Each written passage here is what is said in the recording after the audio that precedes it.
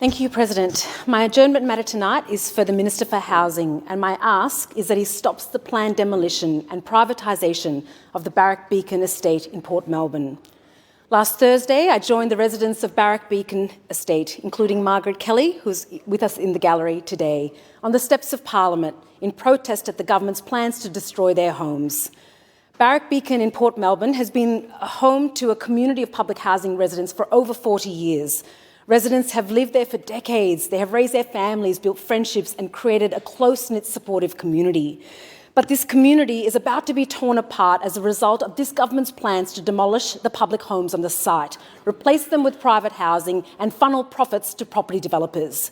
This is another in the series of public housing demolitions by this Labor government that they insist on pursuing in the midst of a housing affordability crisis. After the rally, Margaret went to the office of the Minister for Housing to ask for an appointment, something that she has not been able to gain without going there herself.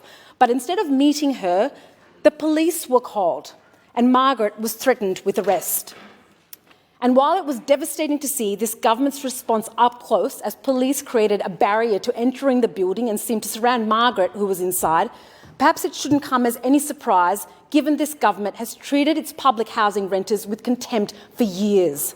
Instead of looking after its public housing tenants and protecting our precious public housing stock, it's let their homes fall into disrepair, refused to respond to maintenance or security concerns, and then moved to forcibly evict tenants when it saw an opportunity to send more money to their mates in the property industry.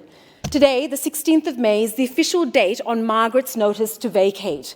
That's right, this Labor government is threatening to begin vacate proceedings against Margaret instead of hearing her out. You're threatening to throw her out of her home of 25 years. Margaret wants to talk to the Minister about alternatives to what is planned at Barak Beacon. A study that's been conducted by an architectural firm, the office, has found the site could be refurbished and upgraded for tens of millions of dollars less than what the government plans to spend.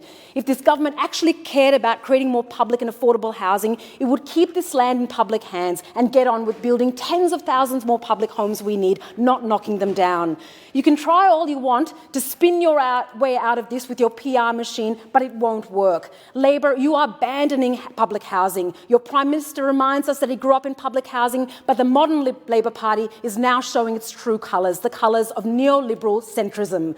You've drunk so much of the neoliberal Kool-Aid that you can't even acknowledge what you're doing.